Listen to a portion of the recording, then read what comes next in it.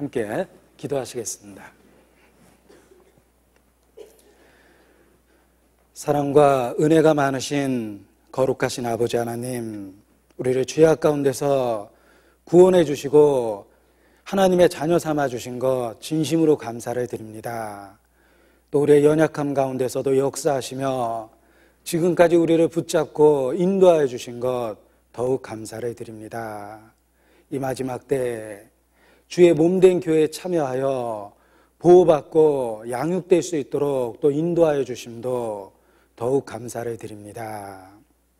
주님 만날 때 결코 부끄럽지 않도록 현재의 삶을 다스려 주시고 또 우리의 일상의 삶을 통해 하나님의 영광을 나타내 주시기를 더욱 간절히 기도합니다. 우리의 어리석음, 우리의 연약함을 주의 보호자 앞에 고백하며 오직 때마다 일마다 변화시키는 주의 권능을 사모하고 기다립니다. 성령의 능력으로 더욱 새롭게 하여 주시고 우리 마음과 생각을 변화시켜 주셔서 세월을 헛되이 보내지 않도록 주관하여 주시옵소서. 더욱 충성되고 더 지혜로울 수 있도록 일깨워 주시며 주의 권능으로 주관하여 주시기를 간절히 기도합니다. 우리 주변에 아직 이루어진 영혼들 늘 기억할 수 있도록 또 우리 마음을 일깨워 주시며 우리를 통해 그 영혼들을 인도하여 주시기를 또한 주님의 자비의 보좌 앞에 부탁을 드립니다. 또 우리 가운데 영육 간에 연약하고 또 병들고 또는 신앙의 핍박 가운데 있는 분들 계십니다. 이 시간 진리의 말씀으로 우리를 위로하시며 또 격려하시며 새로운 힘을 더하여 주시옵소서.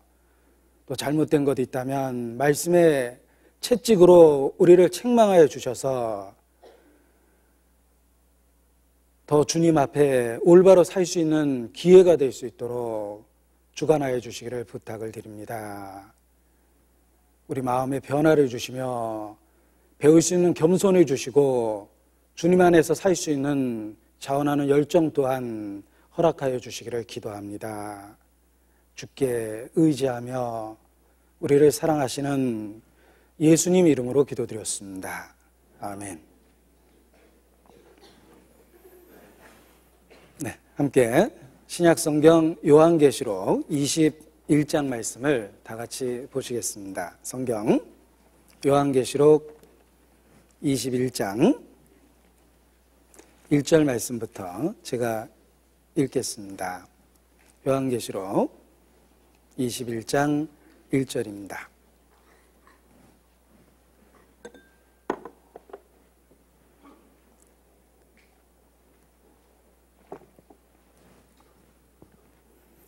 또 내가 새 하늘과 새 땅을 보니 처음 하늘과 처음 땅이 없어졌고 바다도 다시 있지 않더라. 또 내가 보매 거룩한 성 새 예루살렘이 하나님께로부터 하늘에서 내려오니 그 예비한 것이 신부가 남편을 위하여 단장한 것 같더라.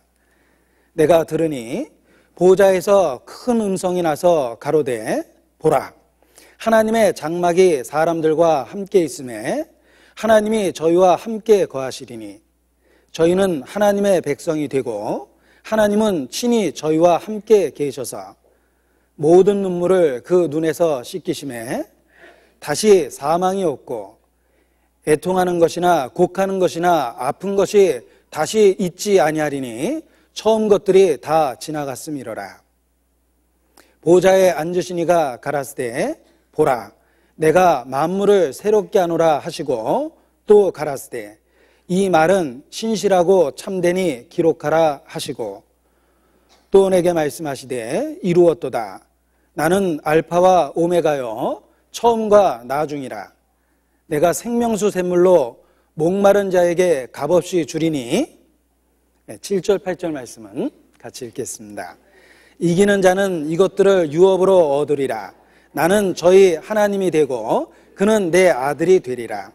그러나 두려워하는 자들과 믿지 아니하는 자들과 흉악한 자들과 살인자들과 행음자들과 술객들과 우상숭배자들과 모든 거짓말하는 자들은 불과 유황으로 타는 못에 참여하리니 이것이 둘째 사망이니라. 네. 이호환 목사님께서는 독일 교회 입당식과 또 유럽의 동계 수련회가 있습니다. 그 일을 위하여 출국해 계십니다. 그리고 또 이번 주 2006년 마지막 집회가 우리 소집회, 마지막 소집회가 2층에서 이재호 전도사님에 의해서 진행되고 있습니다. 기억하시고 또 기도와 관심을 갖고 마음으로 함께하여 주시기를 부탁을 드립니다. 오늘 요한계시록에 있는 새하늘과 새 땅, 천국에 관계된 말씀을 함께 나누고자 합니다. 하나님께서 요한계시록을 통해서 우리에게 세상 끝날의 역사를 미리 확실하게 보여주셨습니다. 반드시 속히 될 일을 그 요한을 통해서 우리에게 보여주신다. 예수 그리스도의 계시다. 이렇게 말씀하시는데 하나님은 계시록을 통해서 역사의 마지막을 우리에게 보여주고 계십니다. 만일 요한계시록이 없었다면 우리는 역사의 끝에 대한 불분명한 상태, 정보를 갖고 있게 될 겁니다. 그러나 하나님은 마지막 때의 이야기를, 역사의 분명한 결론을 요한계시록을 통해서 우리에게 보여주고 계십니다. 그것은 하나님께서 역사의 주관자이시며 주권자이심을 입증하는 그러한 입증하기 위해서 주신 말씀이다라고 말할 수 있습니다. 하나님께서 종말을 보여주시고 또 장차 될 일을 미리 보여주셨습니다. 뿐만 아니라 역사의 최종적 결론도 우리에게 분명하게 계시를 통해서 보여주십니다. 그것은 하나님께서 자신의 뜻대로 역사를 주관하실 수 있음을 우리에게 나타내시고자 함입니다. 요한계시록 21장 앞부분에 19장과 20장에는 사단과 또 악, 이 세상에 있는 악의 존재가 어떻게 되는지 그 최종적 심판에 대해서, 완전한 심판에 대해서 말씀해주고 계십니다. 우리는 계시록을 통해서 사단의 최종적 운명을 확인해 볼 수 있습니다. 그는 영원한 흑암에 갇히게 되며 영원한 심판을 받게 됩니다. 그리고 또한 그 사단과 함께 동조했던 수없이 많은 구원받지 않은 사람들의 멸망에 관한 심판에 대한 운명도 요한계시록을 통해서 분명하게 보게 됩니다. 이 19장, 20장에 바로 사단과 악에 대한 최종적 심판, 완전한 심판에 대한 말씀이 있습니다. 그리고 이제 구원받은 성도들을 위한 새하늘과 새 땅에 대한 이야기를 21장 그리고 22장에 걸쳐서 자세하게 우리에게 계시해 주고 있습니다. 이러한 말씀을 통해서 우리는 사단과 악의 최종적인 그 패배를 확인할 수 있으며 궁극적으로 하나님께서 승리하신다는 사실을 성경을 통해서 확증할 수 있습니다. 이것을 미리 보여주신 것은 역사의 결론을 보여주시고 현재를 살아가는 우리에게, 그 역사의 과정 속에 있는 우리에게 지혜로운 결정을 할 수 있도록 하나님께서 도와주고 계시는 겁니다. 우리는 사건의 결말을 알고 있습니다. 역사의 끝을 계시받고 있습니다. 그것을 통해서 현재 과정이라는 역사 속에 있는 우리가 우리의 삶을 어디에 투자할 것인지 올바로 선택할 수 있도록 우리에게 지혜를 주고 있습니다. 만일 내기할 때 결론을 알고 있는 사건에 대해서 내기를 한다면 자신감을 갖고 그야말로 모든 것을 다 걸게 될 것입니다. 분명한 결론을 알 수 있다면 그 내기에 승리를 확신할 수 있기 때문입니다.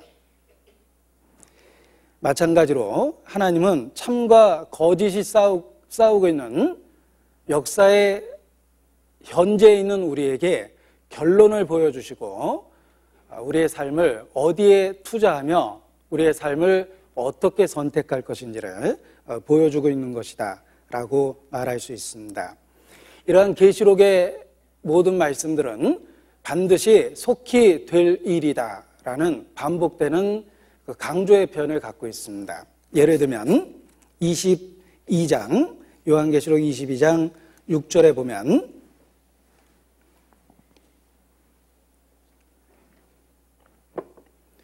또 그가 내게 말하기를 이 말은 신실하고 참된지라 주 곧 선지자들의 영의 하나님이 그의 종들에게 결코 속히 될 일을 보이시려고 그의 천사를 보내셨도다.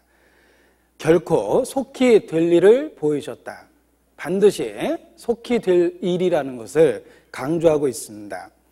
20절에도 보면 내가 진실로 속히 오리라 라고 예수께서 직접적으로 말씀하고 계시기도 합니다.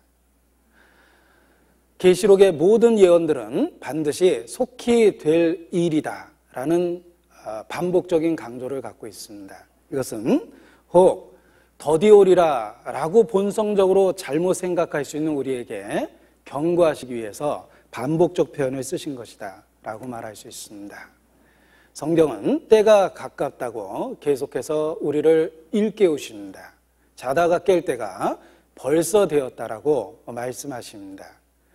우리가 말씀과 같은 보조에 있고 성령이 우리 마음을 주관하고 있다면 틀림없이 그러한 긴박감을 마음에 느낄 수밖에 없습니다. 성령은 수없이 많은 성경 말씀을 통해서 때가 가까우며 또 반드시 속히 될 일이라고 반복해서 말씀하고 계시기 때문입니다. 우리의 마음이 올바르다면 바로 마지막 시대에 대한 긴박감을 느끼고 우리가 갖고 있는 세월이 얼마나 소중한지 다시 일깨울 수 있습니다. 에베소서 5장 16절에 보면 세월을 아끼라 때가 악하니라 라고 말씀하십니다. 세월을 아끼라 때가 악하다라는 말씀을 통해서 우리는 임박한 심판을 느낄 수 있으며 우리의 삶을 더욱더 분명하게 결단해야 됨을 교훈을 받을 수가 있습니다. 누구든지 하나님께 가까이 있는 사람이 그러한 긴박감을 느끼고 살 수 있습니다. 자, 우리 자신은 어떠합니까? 역사에 대해서 주님이 분명하게 경고한 마지막 심판에 대해서 그러한 긴박감을 느끼고 있습니까? 우리가 말씀에 가까이 있고 말씀대로 순종하면서 살아갈 때 바로 긴박감이 우리 마음에 느껴지게 돼 있는 겁니다. 예수께서 제자들을 일깨우실 때에도 허리에 띠를 띠고 등불을 들고 서 있으라. 마치 주인이 혼인집에서 돌아와서 문을 두드리면 곧 열어주려고 기다리는 사람처럼 되라라고 말씀하셨습니다. 올바른 성도의 마음은, 이 마지막 시대를 살아가는 올바른 성도의 마음은 바로 그 긴박감을 갖고 허리에 띠를 띠고 긴장감을 갖는 겁니다. 그리고 등불을 들고 곧 주인을 맞이할 것처럼 기다리는 그러한 자세로 살아가는 것이 필요합니다. 그것이 마지막 시대에 우리에게 요구되고 있는 올바른 성도로서의 삶의 모습이다 라고 말할 수 있습니다. 반면에 성경은 악한 종에 대해서 묘사하고 있습니다. 악한 종은 그 마음에 이르기를 주인이 더디오리라 라고 생각하게 됩니다. 결국은 주인이 더디올 거라고 생각했기 때문에 동무들을 때리고 술 친구들과 함께 더불어 먹고 마시게 되므로 큰 심판과 책망을 받게 될 거라고 성경은 경고하고 있습니다. 우리가 혹 잘못하면 그 악한 종과 같은 삶의 모습을 취할 수 있습니다. 주인이 더디오리라, 주님의 재림을 그 마음에 더디올 것이다 라고 생각하게 되면 자기도 모르게 더 세상에 빠져들게 되고 본성적인 유혹을 이길 수 없게 됩니다. 우리가 충성되고 지혜로운 종이 되기 위해서라도 반드시 속히 될 일이라는 그 긴박감을 갖고 주님의 재림을 기다리는 것이 이 마지막 때에 필요합니다. 특별히 역사의 마지막, 하나님께서 우리를 위하여 예비한 그 새하늘과 새 땅, 천국을 바라보면서 현재의 삶을 올바로 살아가는 것이 필요합니다. 우리가 천국을 바라보고 소망하며 살아갈 때 누구든지 삶의 자세를 바꿀 수밖에 없습니다.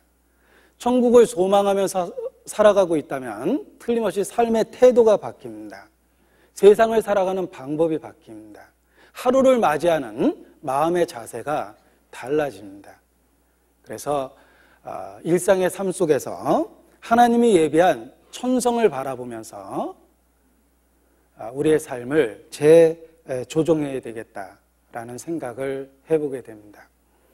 높이 나는 새가 멀리 볼 수 있다라는 그 교훈의 말이 있습니다. 자, 이런 그 말을 인용하면 본성적으로 반항하려는 우리 마음은 아니다, 낮게 나는 새가 자세히 본다, 이런 그 반대되는 생각을 하게 됩니다. 자, 높이 나는 새가 멀리 보고 먼 곳을 볼 수 있습니다. 우리가 하나님과 더불어 하나님과 같은 관점에서, 영원한 세계라는 관점에서, 역사의 마지막이라는 하나님이 예비한 새하늘과 새 땅이라는 관점에서 우리의 삶을 다시 보면 인생을 내려다보게 되고 전혀 다른 관점에서 새롭게 마음을 갖고 살아갈 수 있는 지혜를 얻게 됩니다. 그런 마음을 일깨우기 위해서 하나님께서 요한계시록을 통해서 마지막 때 속히 될 일을 구체적으로 분명하게 우리에게 말씀해 주고 계시는 겁니다. 자, 계시록 21장에 보면 3절입니다.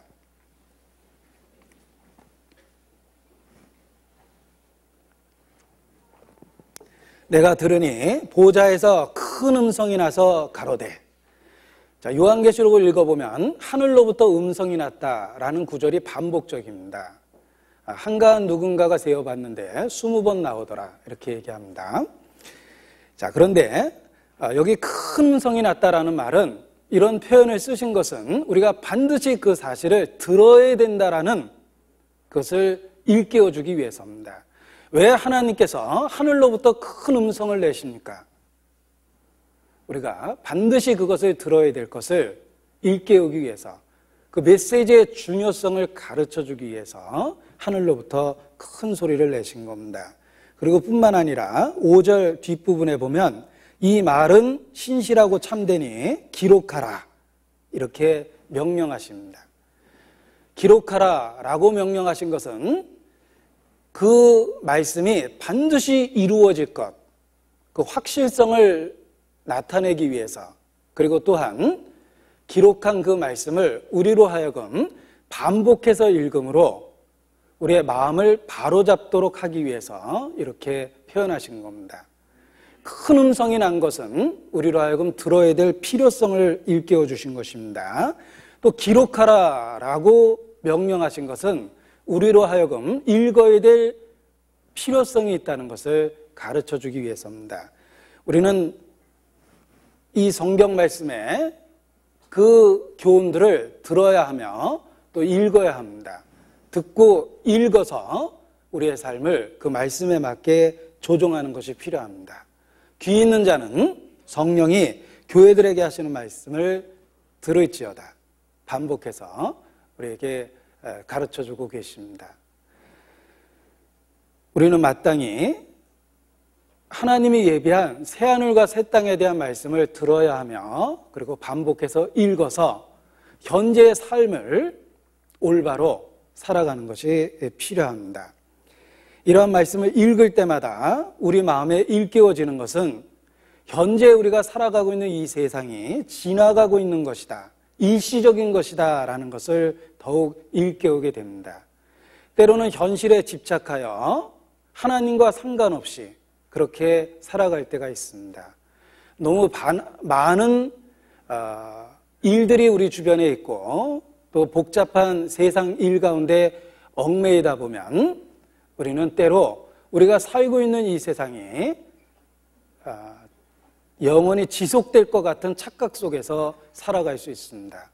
내일도 오늘처럼 또 그렇게 넘치리라 라는 그런 방탕한 생각을 갖게 되고 하나님의 뜻과 무관하게 이 세상에만 몰두해서 살아가는 잘못을 범하기도 합니다.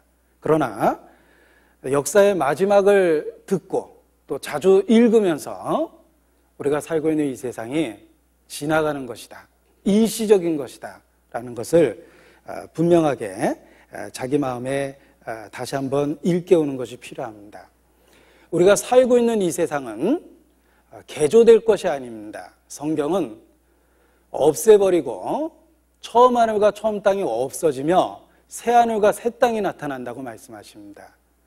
이 세상은 조금 고쳐서 해결될 수 있는 문제가 아니라 완전히 없애버리고 새롭게 출발해야 됨을 우리에게 가르쳐주고 있는 것입니다. 이 세상은 새하늘과 새 땅에 의해서 새롭게 출발하게 됩니다. 마치 철거가 결정된 건물과 같습니다. 만약에 철거하기로 분명하게 결정된 건물을 큰 비용을 들여서 리모델링 한다면 그는 아주 어리석은 사람임에 틀림이 없을 겁니다. 예쁘게 고쳐서 철거했다면 얼마나 어리석습니까? 마찬가지로 우리가 현재 살아가고 있는 이 삶이 일시적이며 지나가고 있다는 걸 일깨워줘서 우리의 마음을 근본적으로 바꿔야 된다는 것을 가르쳐주고 있는 것입니다. 아브라함, 이삭, 야곱, 그들은 믿음의 조상입니다. 그들을 객관적으로 평가하면 그 시대의 족장이요, 그 시대의 부호들이었습니다. 그들은 수백 명의 가소를 데리고 있을 만큼 당대의 부호였습니다. 세력 있는 족장들이었습니다. 그 정도 권력과 부가 있다면 대부분의 사람들은 성을 만들고 도시를 만들고 그 가운데 안주하려 합니다. 그러나 성경은 우리 믿음의 조상들의 삶이 이 세상을 나그네라 증가하며 실제의 삶에 있어서도 장막을 치고 살았다라고 말해주고 있습니다. 아브라함과 이삭과 야곱은 장막에 거하였습니다. 이 장막이 영어로 표현하면 텐트입니다. 일시적인 겁니다. 그들은 현재의 삶이 일시적인 것이며 지나가는 것이다 라는 것을 일깨우기 위해서 도시를 만들지 않고 장막 속에서 일생을 보냈습니다.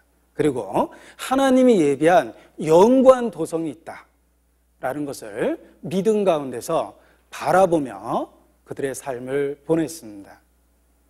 마찬가지로 우리도 그 믿음의 조상들처럼 동일한 믿음의 대상이 있고 같은 믿음이 있다면 우리도 이 세상을 나그네라 선포하고 그리고 장막을 짓고 살아가는 것처럼 항상 마음에 우리의 현재의 삶이 지나가고 있다는 것을 일깨우며 사는 것이 필요합니다.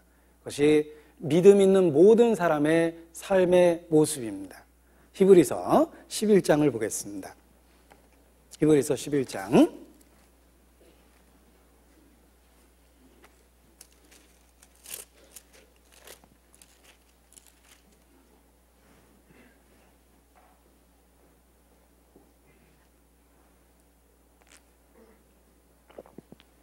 9절은 제가 읽겠습니다.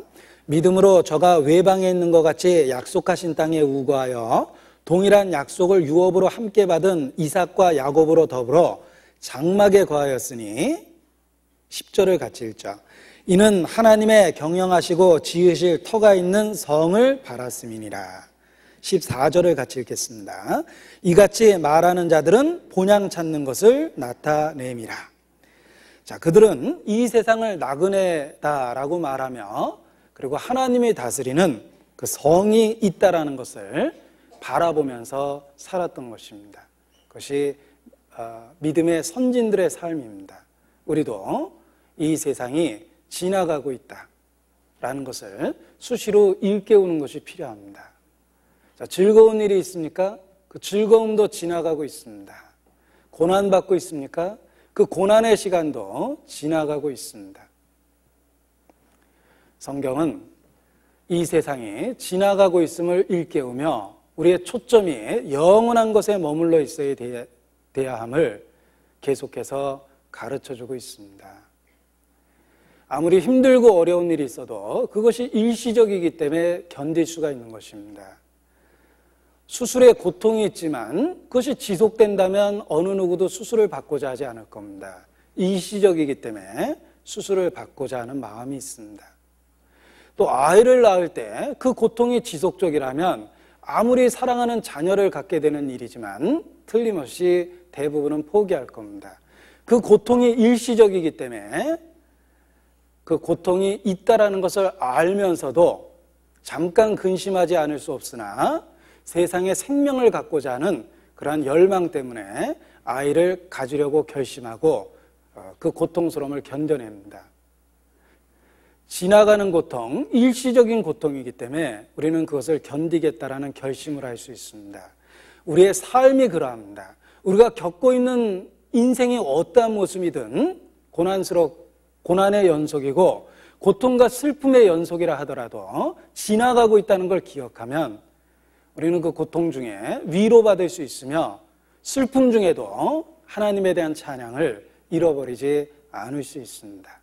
지금도 세상은 지나가고 있습니다.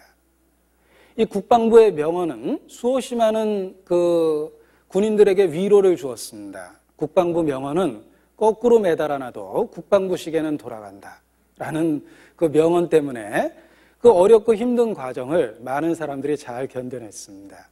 그렇습니다. 우리가 살아가고 있는 이 세상이 그러합니다. 인생은 고난을 위하여 났으니 불티가 위로 나름 같으니라. 일평생을 어두운 데서 먹으며 번뇌와 병과 분노가 저에게 임할 것이라 라고 말씀하십니다. 이 세상에 슬프고 어둡고 고통스러운 일이 많습니다. 하나님께서 그것들을 허락하셨습니다. 예측하지 못하는 사고와 불행이 있습니다. 질병이 있습니다. 그것은 우리가 살고 있는 이 세상이 일시적이다, 지나가고 있다라는 걸 가르쳐주기 위해서 현세에 집착하지 않도록 하나님께서 그 모든 것을 허락하신 겁니다. 이 세상은 지나가고 있습니다.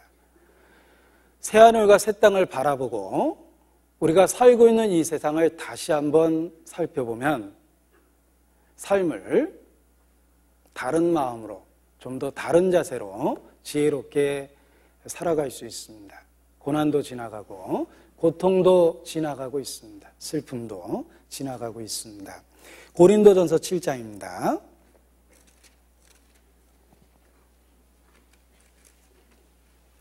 29절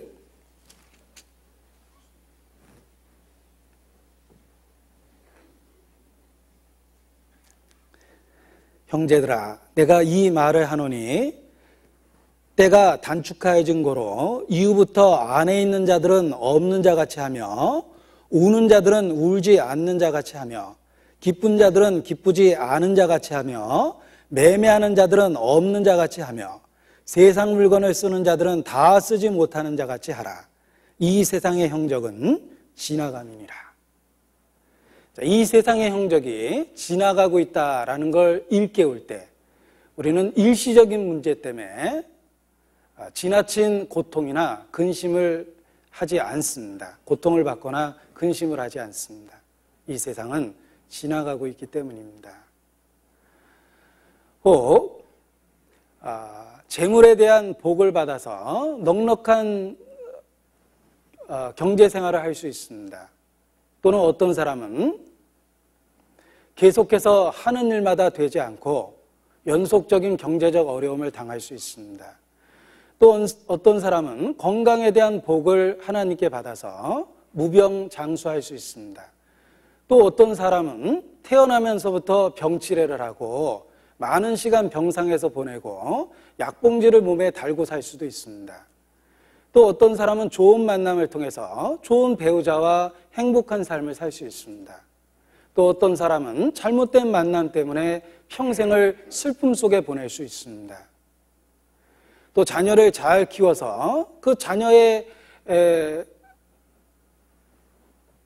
를 보면서 기쁨 중에 지낼 수도 있고, 또는 잘못된 자녀, 방탕한 자녀를 두고 평생 근심하며 지낼 수도 있습니다. 우리 인생은 너무나도 다양합니다. 그러나 그 어떠한 경우이든 간에 이 세상의 형적이 지나가고 있다는 걸 기억해 보십시오.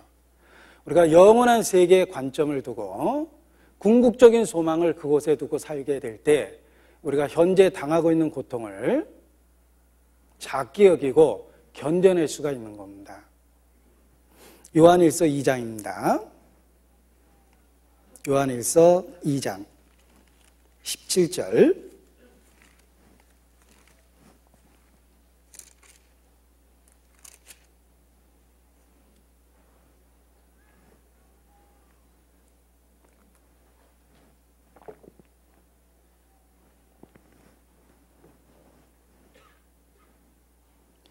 요한계시록 2장 17절 같이 읽겠습니다. 이 세상도 그 정욕도 지나가되 오직 하나님의 뜻을 행하는 이는 영원히 거하느니라. 때로는 불같은 정욕에 사로잡히고 그로 인해서 죄책감을 가질 때도 있을 겁니다. 그러나 그 육체적 정욕도 불길처럼 조금씩 꺼져갑니다. 원욕이 그치리니 라는 말씀처럼 정욕도 사라질 때가 있습니다. 사랑에 대한 열정도 식을 때가 있습니다. 이 세상 모든 것은 지나가고 있습니다. 그 지나가고 있다는 걸 일깨울 때 우리가 영원한 것에 대한 관심을 갖게 되고, 그리고 오직 하나님의 뜻을 행하는 이는 영원히 거하시느니라 라는 말씀 속에서 우리의 삶을 하나님의 뜻을 행하는 데 투자할 수 있게 되는 겁니다. 새하늘과 새 땅을 기억하십시오. 하나님이 예비한 천성을 기억해 보십시오. 이 세상을 새로운 마음으로 살아갈 수 있게 됩니다. 이 세상 형적은 지나가고 있습니다. 처음 것들이 다 지나가고 갔다라고 새하늘과 새 땅에서 선포하셨는데 바로 지금도 지나가고 있다는 겁니다. 아까 본문으로 읽었던 계시록 21장 4절 다시 보겠습니다. 거기 4절 뒷부분에 보면 처음 것들이 다 지나갔음이로라. 지금도 지나가고 있고 새하늘과 새 땅에 이르렀을 때 그 모든 것이 다 지나갔다는 것을 발견하게 될 겁니다. 그리고 지나가는 것은 지나친 관심이나 지나친 그 지나가는 것에 삶의 의미를 두고 살 필요가 없는 것입니다. 오직 영원한 것에 관심을 두고 하나님의 뜻을 행하는 것이 필요합니다. 시편에 보면 사람이 깬 후에 꿈을 무시함과 같이 주께서 깨신 후에 저의 형상을 멸시하시리이다 라는 표현이 있습니다. 사람이 깬 후에 꿈을 무시함과 같이 라는 표현이 있습니다. 자, 세상 사람과 그리스도인은 무엇이 다른가? 이렇게 말합니다. 세상 사람들은 천국을 꿈처럼 여기고 이 세상을 현실이라고 말합니다. 그러나 그리스도인은 이 세상을 꿈처럼 여기고 천국을 현실로 바라보고 있습니다. 그것이 차이입니다.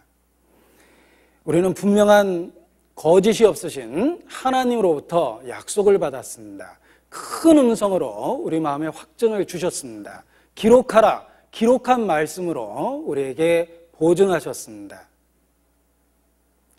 우리는 하나님이 약속한 천국을 현실처럼 바라보고 현세의 삶을 꿈으로 여길 수 있습니다. 그것이 새하늘과 새 땅으로부터 세상을 내려다봤을 때 갖게 되는 삶의 태도입니다. 우리가 살아가고 있는 현재의 삶은 지나가는 것이며 단지 과정일 뿐입니다. 그 과정이라는 걸 기억할 때 그 과정을 지혜롭게 보내는 법을 배우게 되는 것입니다.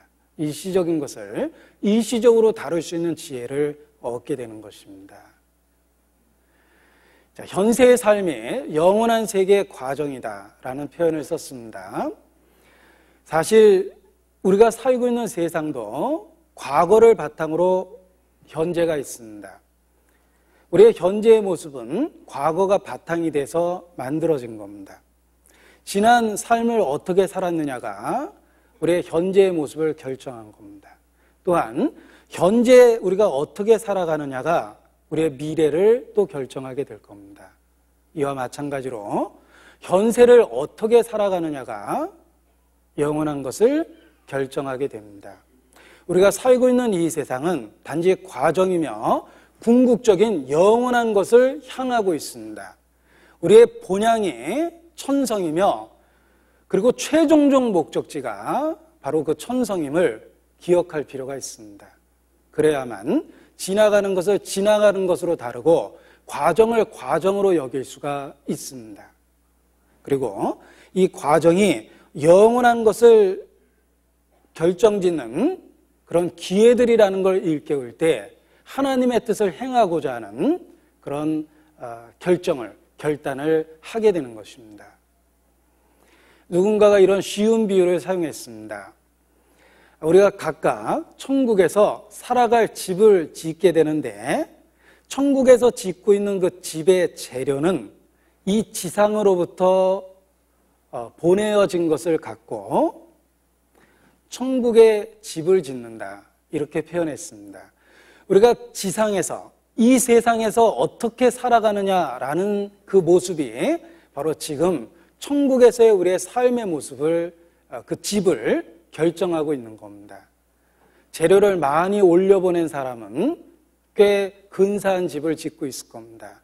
그런데 오직 세상에서만 몰두하느라고 영원한 것을 위해서 아무런 투자를 하지 않았다면 주님께서 주신 기초만 덩그러니 있고 거기에 세워질 아무것도 아직도 준비하지 못했을 겁니다. 우리의 현세의 삶은 영원한 것과 관련 지을 때 의미가 생깁니다.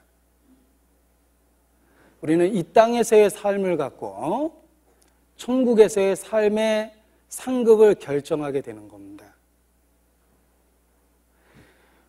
혹 외국으로 돈을 보내려고 하면 반드시 환전이라는 절차를 거쳐서 그 나라 돈으로 송금되어야 되지만 사용되어질 수 있습니다. 마찬가지로 이 지상에서의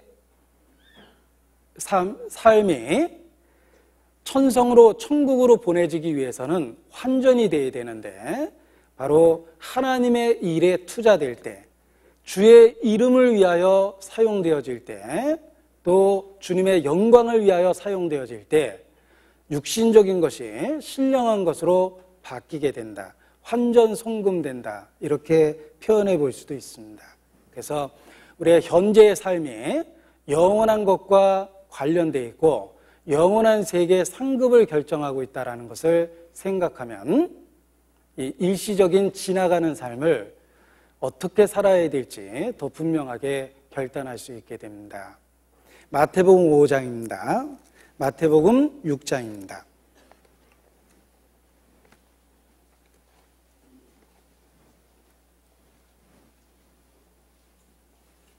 마태복음 6장 20절입니다.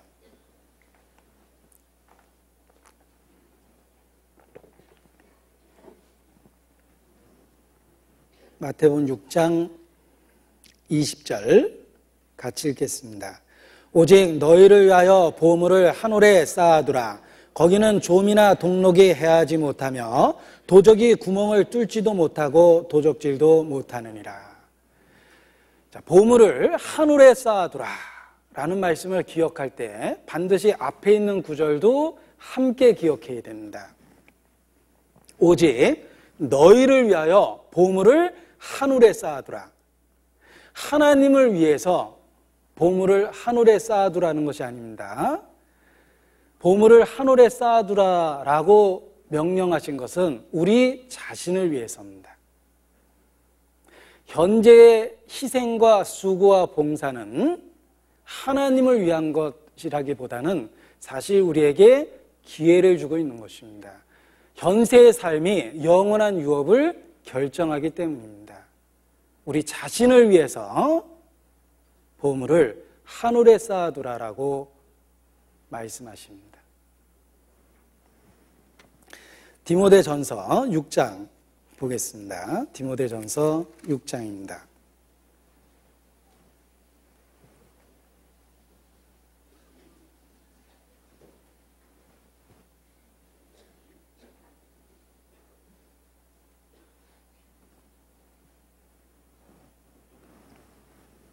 (18절) 선한 일을 행하고 선한 사업에 부하고 나눠주기를 좋아하며 동정하는 자가 되게 하라. 이것이 장래에 자기를 위하여 좋은 터를 쌓아 참된 생명을 취하는 것이니라. 자, 우리에게 선행을 요구하십니다. 그런데 이러한 선행이 장래에 자기를 위한 것이다 라고 말씀하십니다. 결국은 현세에 우리가 주님 안에서 어떤 일을 하든 그것이 사실은 새하늘과 새 땅에서 우리 자신을 위한 것이라는 것을 일깨워주고 계십니다. 우리의 현세의 삶이 영원한 유업을 결정하고 있는 겁니다. 에레미야 32장입니다. 구약성경 에레미야 32장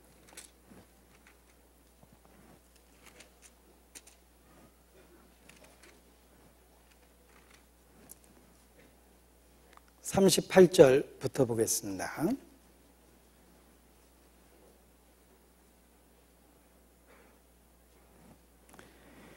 그들은 내 백성이 되겠고 나는 그들의 하나님이 될 것이며 내가 그들에게 한 마음과 한 도를 주어 자기들과 자기 후손의 복을 위하여 항상 나를 경외하게 하고.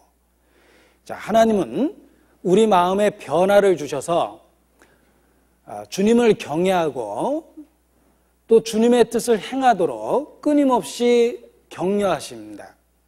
우리 안에서 선한 일을 행하십니다. 그런데 그 모든 일들이 실상은 자기들과 자기 후손의 복을 위한 것이다 라고 일깨워주고 계십니다.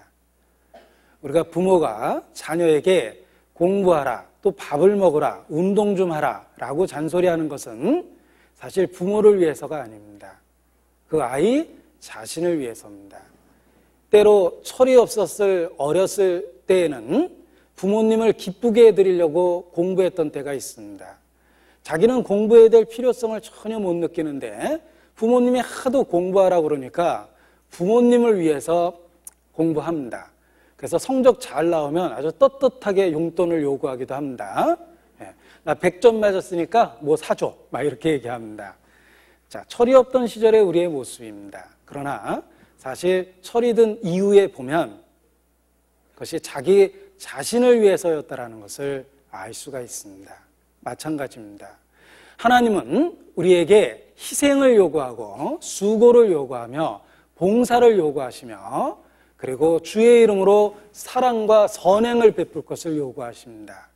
그런데 영원한 세계에 이르렀을 때 그것이 오직 우리 자신의 유익을 위한 거였다는 것을 깨닫게 될 겁니다. 그것을 분명하게 일깨우면서 우리는 지나가는 과정적인 이 삶을 더욱더 하나님의 일에 투자할 수 있는 그런 마음을 가질 수 있는 것입니다. 천성에서 자기 인생을 다시 내려다보고 현재의 삶을 어떻게 살지 마음에 결단하는 것이 필요합니다. 시편 84편입니다. 시편 84편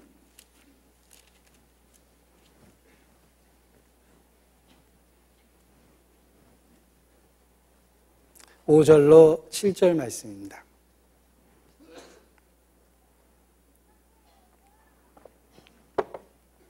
같이 읽겠습니다.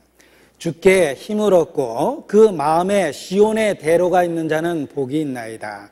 저희는 눈물 골짜기로 통행할 때에 그것으로 많은 샘의 곳이 되게 하며 이른 비도 은택을 입히나이다. 저희는 힘을 얻고 더 얻어 나아가 시온에서 하나님 앞에 각기 나타나리이다. 자, 현세의 삶에 눈물골짜기가 있습니다. 그것을 통행할 때도 있고 또 힘든 수고로움을 거쳐야 될 때도 있습니다. 그러나 하나님께서 곳곳에 많은 샘을 주시고 또 시절에 맞는 이른 비도 내려주셔서 우리로 하여금 그것을 잘 통행할 수 있도록, 통과할 수 있도록 이끌어 주십니다. 그리고 끊임없이 힘을 주시고 우리를 천국으로 계속해서 인도해 내십니다.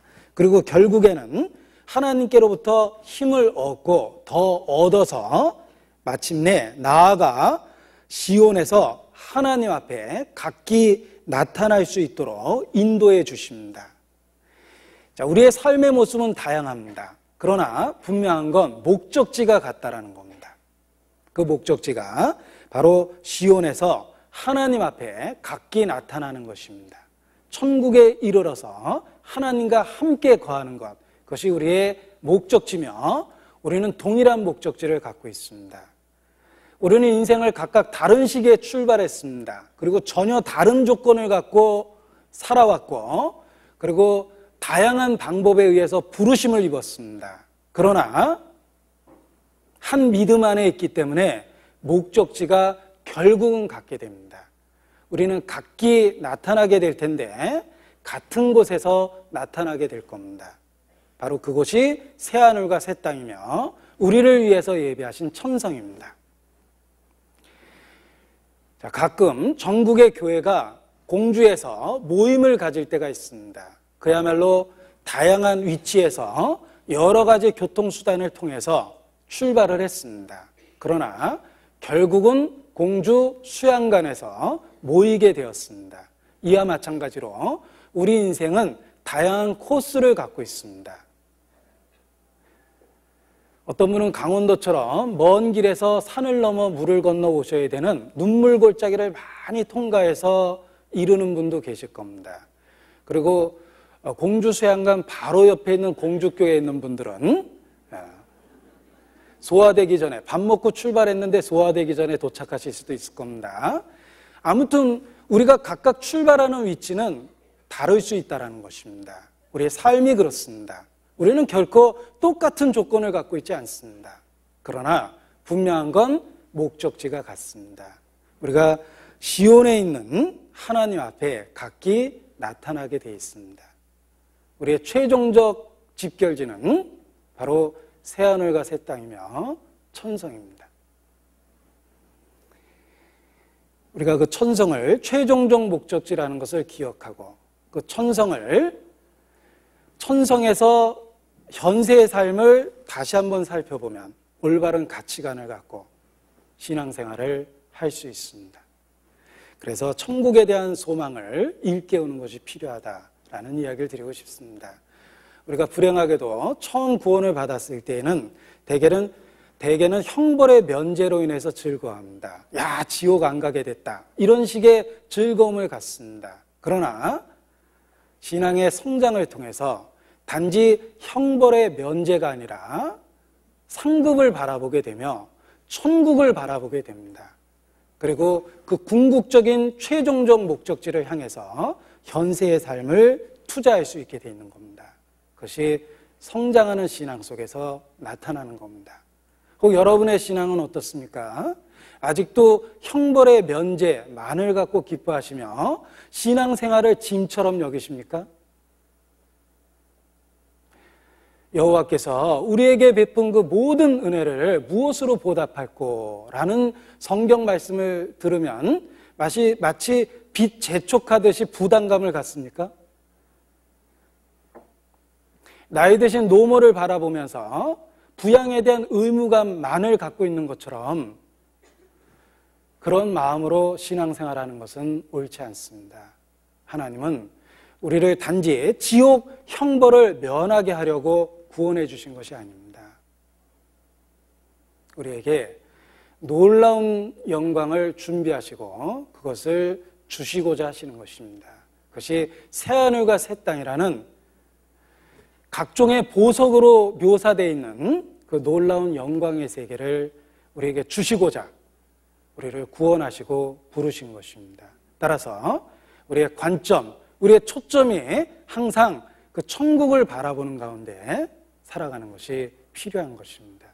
그래서 성경에서 말하는 천국의 의미를 수시로 일깨울 때 좀 더 성도로서 올바른 삶을 살아갈 수 있게 되는 것입니다.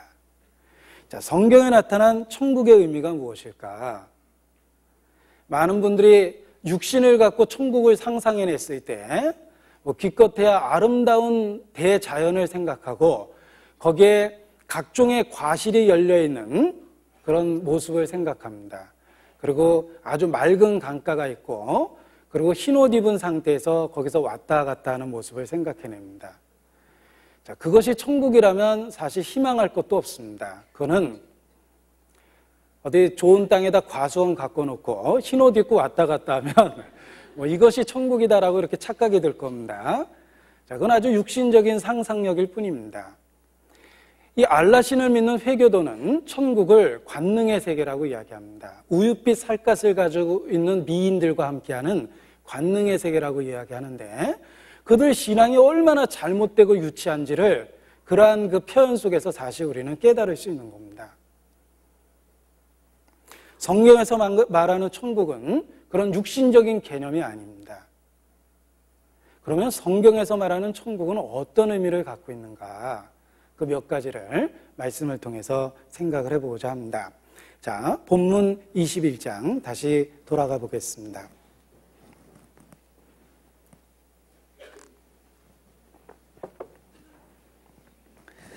자, 여기 새하늘과 새 땅이 있으며 하늘로부터 내려오는 거룩한 성, 새 예루살렘이 있습니다. 그 곳에 하나님의 장막이 사람들과 함께 있고 3절에 보면 하나님이 저희와 함께 거하시게 될 거다라고 말합니다. 자, 천국은 하나님이 계시고 하나님의 통치가 완전하게 이루어지는 곳이다. 이렇게 말할 수 있습니다.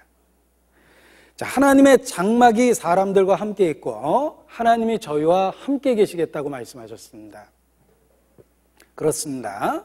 성경에서 말하는 천국은 하나님이 계시는 곳이며 하나님의 통치가 완전하게 이루어지는 곳입니다.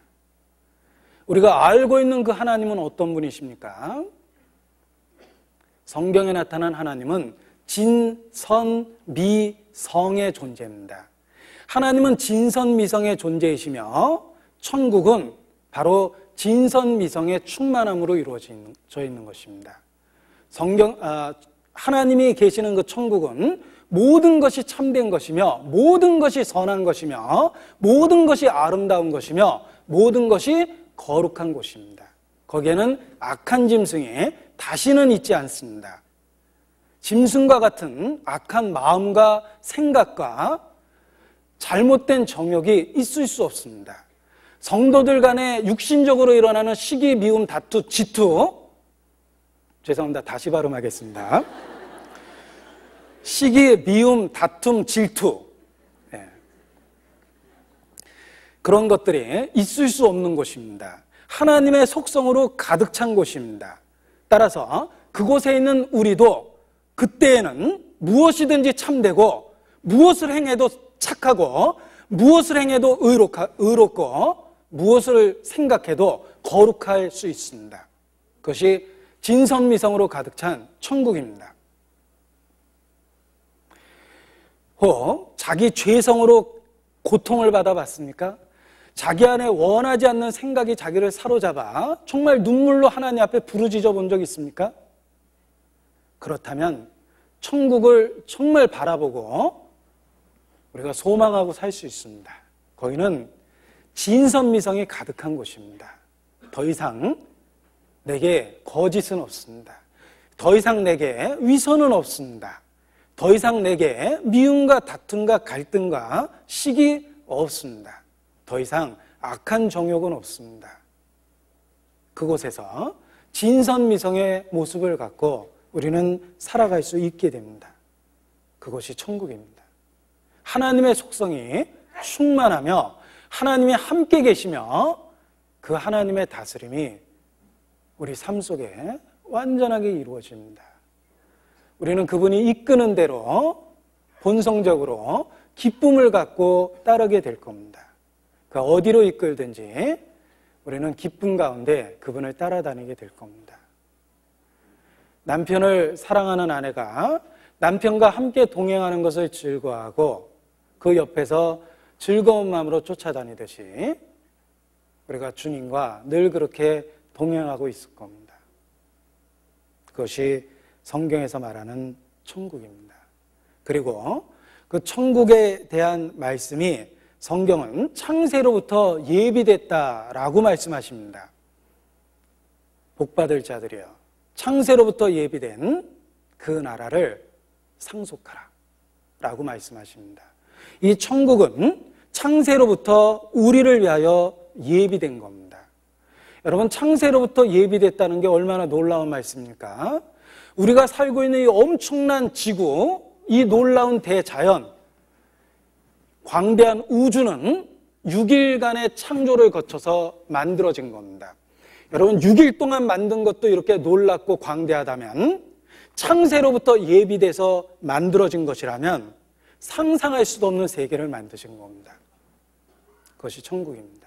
그래서 하나님께서 자기를 사랑하는 자들을 위하여 예비하신 것을 그 귀로 듣지도 못하였고 눈으로 보지도 못하였고 마음으로 생각지도 못했다라고 표현하고 계십니다. 우리의 제한적인 연약한 육체를 갖고 아무리 묵상해도 도저히 떠올릴 수 없는 세계, 그것이 바로 하나님이 예비한 천국입니다. 그것을 우리를 위하여 창세전부터 예비하셨습니다.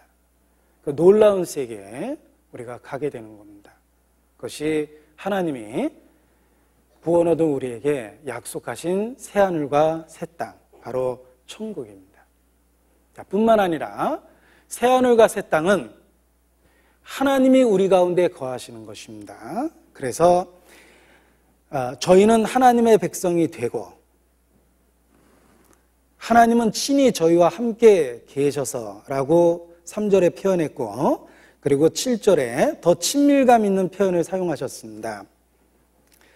나는 저희 하나님이 되고 그는 내 아들이 되리라. 자, 이게 하나님의 백성이 된다라는 말보다는 하나님의 아들이 된다라는 표현이 훨씬 더 마음에 크게 와닿습니다. 왜? 아들이라는 표현이 더 개인적이고 더 친밀한 표현이기 때문에 그렇습니다. 우리는 하나님의 백성이 됩니다. 그리고 더욱 놀라운 건 하나님의 아들이 됩니다. 개인적이고 친밀한 관계가 형성되는 거예요. 우리를 단체로 다루시는 것이 아니라 개인 하나하나에 대한 사랑과 애정을 주시겠다고 약속하시는 겁니다. 천국은 바로 그 하나님과의 개인적인 친밀한 관계가 형성돼서 그것이 유지되는 곳입니다. 하나님의 사랑과 함께 영원히 거하게 되는 겁니다. 하나님의 속성 중에 하나가 바로 사랑이십니다. 하나님은 사랑이시라. 우리가 그 사랑을 알고 믿었기 때문에 구원을 받게 됐습니다. 구원을 받았을 때 그가 얼마나 우리를 사랑하시는지 그 사랑을 깨달았습니다. 사람 사랑하심을 깨달았습니다. 보라, 주께서 어떠한 사랑을 우리에게 주사 하나님의 자녀라 일컬음을 얻게 하셨는고. 어떠한 사랑을 우리에게 주셨습니까? 그 성경을 기록한 요한은 표현을 구체적으로 하기가 어려웠기 때문에 그러한 표현을 사용했다고 생각합니다. 하나님이 세상을 이처럼, 그 이처럼이라는 걸 구체적으로 표현하기가 어려워서 이처럼이라고 표현했다고 생각합니다. 독생자를 주실 만큼 우리가 상상할 수 없는 사랑을 주셨습니다. 하나님은 사랑이시며 놀랍게도 그 사랑이 우리 개인에 대한 거였습니다. 각 사람에게 비치는 빛이다라는 말씀처럼 놀랍게도 그 사랑은 개인적인 것이었습니다. 천국은 우리를 그렇게 사랑하신 하나님과 함께 거하는 곳입니다. 그래서 우리에게 놀라운 기쁨을 만들어주게 되는 겁니다. 우리가 세상을 살 때에도 가장 행복했던 때가 있었습니다. 바로 사랑하는 사람과 함께 있을 때, 그때 가장 행복합니다. 마찬가지로 이 세상의 일시적인 사랑의 대상과 함께 있을 때에도 우리 마음에 그렇게 벅찬 기쁨과 즐거움이 있었다면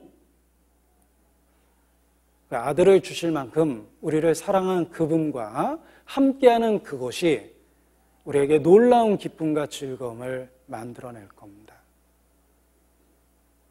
그날 사랑의 하나님과 함께 우리는 영원히 거하게 될 것입니다. 천국은 바로 사랑이신 하나님과 함께 있는 곳이기 때문에 최고의 즐거움을 갖게 되는 곳이 바로 천국이다, 이렇게 말할 수 있습니다. 스바냐 3장 17절입니다.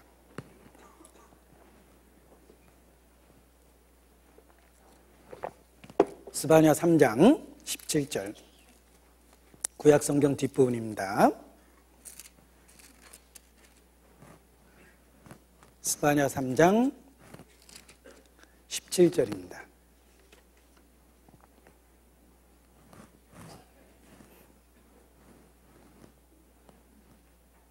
같이 읽죠. 너의 하나님 여호와가 너희 가운데 계시니 그는 구원을 베푸실 전능자시라. 그가 너로 인하여 기쁨을 이기지 못하여 하시며 너를 잠잠히 사랑하시며 너로 인하여 즐거이 부르며 기뻐하시리라 하리라. 자, 우리를 만약에 이렇게 사랑하는 존재가 있다면 그 사람과 함께 있으면 틀림없이 즐거울 겁니다. 자기를 사랑하는 사람과 함께 있을 때 즐거움이 있죠. 그런데 하나님께서 우리를 이렇게 사랑하십니다. 그가 너로 인하여 기쁨을 이기지 못하여 하시며 너를 잠잠히 사랑하시며 너로 인하여 즐거이 부르며 기뻐하시리라.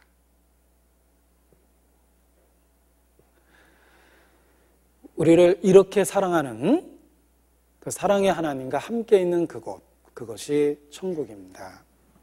그리고 또한 천국은 우리 자신에게 있어서 비로소 자신의 가치를 찾게 되며 우리의 가치가 가장 높게 되는 그런 시기와 장소가 천국이다라고 말할 수 있습니다. 우리가 천국에 이르렀을 때 비로소 우리의 존재의 의미를 찾는 것입니다. 우리가 이 세상에 창조된 목적이 이루어지는 겁니다. 하나님이 자기 형상으로 사람을 만들었을 때 사랑을 주시려고 인간을 만들었고 그 사랑의 하나님과 함께 있게 됐을 때 우리의 존재 목적이 이루어지는 겁니다. 우리가 하나님과 함께 있으면서 존재의 목적이 이루어진다는 것은 가치가 최고로 나타나게 된다는 뜻입니다. 어떤 목적을 갖고 만든 물건이 있습니다. 그 물건이 목적에 맞게 쓰이지 않을 때는 가치가 없죠. 그러나 그 목적에 맞게 쓰이게 될 때 그 가치가 생기는 겁니다. 가끔 집안에 굴러다니는 물건 중에 정체불명의 물건이 있습니다. 아주 작은 부품 조각인데 틀림없이 뭐에서 빠졌는데 잘 모릅니다. 그 자체만 보니까 별로 의미가 없어 보였어요. 그래서 청소하다가 지혜 없는 여자는 싹싹 쓸어서 다 버립니다. 그리고 마침내 그 물건의 용도가 나중에 나타나요. 나중에 보니까 아주 비싼 전자제품의 스위치에 달려있는 꼬다리였다라고 발견하게 됐을 때 그거 버린 게 얼마나 아쉽습니까? 그런데 만일 잘 모르는 물건이라서 버리기가 좀 뭐해서 일단 잘 보관을 했습니다. 그런데 마침내 아주 중요한 그 제품의 전자제품의 중요한 부품 하나가 없어진 걸 발견했는데 그때 우연히 발견한 그 물건이 바로 그 용도에 쓰이는 물건이라는 걸 알게 됐을 때, 갖다가 꽂아 놓을 때 얼마나 흐뭇합니까? 자기 용도에 맞는 곳에 쓰였기 때문에 그 가치가 그대로 드러난 겁니다. 용도에서 이탈됐을 때는 쓰레기가 됐죠. 아무 쓸데가 없는 겁니다. 그러나 용도에 맞는 곳에 있게 되니까 가치가, 효용성이 최고가 된 겁니다. 인간은 하나님 아니면 절대로 쓸데없는 존재입니다. 그래서 하나님 없는 인생을 전도서에 헛되고 헛되며 헛되고 헛되니 모든 것이 헛되도다. 한 번 얘기하면 못 깨달을까 봐 5번이나 강조해서 말씀하셨습니다. 하나님 없는 인생은 헛됩니다. 가치를 벗어난 거예요. 사용될 용도로부터 벗어난 겁니다. 그래서 효용성이 제로가 된 겁니다. 쓸데없는 물건이 된 거예요. 그러나 그 하나님과 함께 있는 천국에 이르게 되면 인간은 가치가 드러납니다.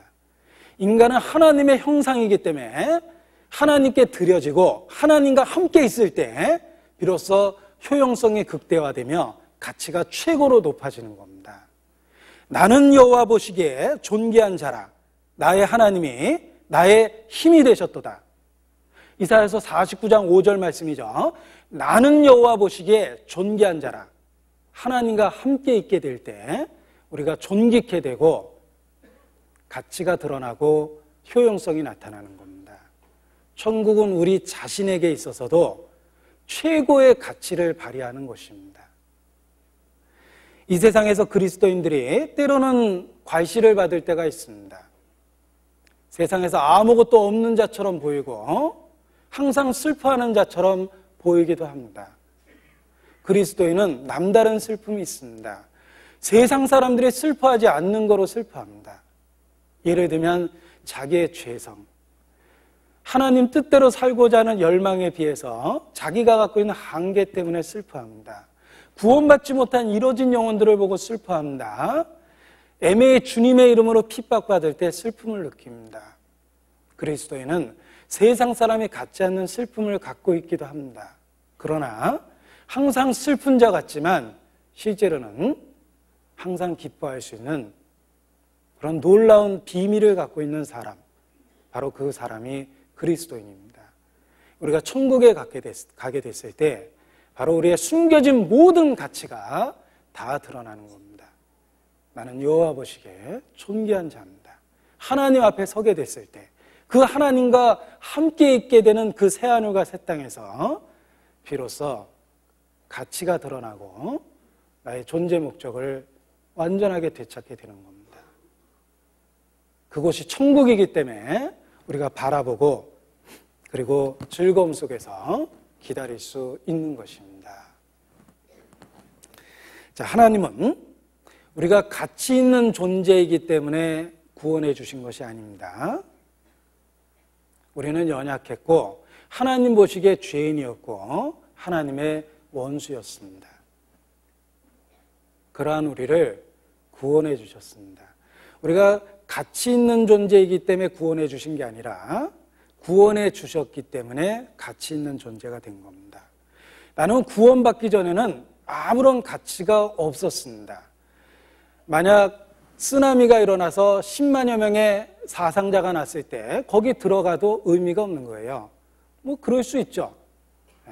삼풍백화점이 무너졌을 때 수백 명의 명단 속에 껴있을 수도 있습니다. 나 하나 없어진다고 세상에 큰 변화가 생기는 것도 아닙니다. 나는 아무런 의미도 없고 가치도 없는 존재였습니다. 그러나 예수 그리스도를 알고 그분을 믿고 구원의 확신이 생겼을 때 비로소 가치가 생긴 거예요. 나는 여호와 보시기에 그리스도 안에서 가치를 갖게 된 겁니다. 하나님은 나에게 그 가치를 부여해 주셨습니다. 그리스도 안에서 부여해 주셨습니다. 우리가 그분과 영원히 함께 거하는 그곳에 이르르면 우리의 그 가치가 완전하게 드러나게 되는 겁니다. 그래서 천국이 가슴 설렐 정도로 우리에게 소망 중에 기다릴 수 있는 그곳이 되는 것입니다. 자, 뿐만 아니라 천국은 바로 죄로부터의 분리가 이루어지는 곳이며, 그리고 악에 대한 최후의 승리가 완성되는 곳입니다. 그래서 바라보고 우리가 살아가게 되는 겁니다. 천국은 우리에게 달라붙어 있는 그 죄성으로부터 분리돼서 완전하게 변화돼서 이루는 곳입니다. 우리를 끝없이 유혹하고 때로는 위협했던 악의 존재로부터 완전히 벗어나서 승리한 그 장소가 바로 천국입니다.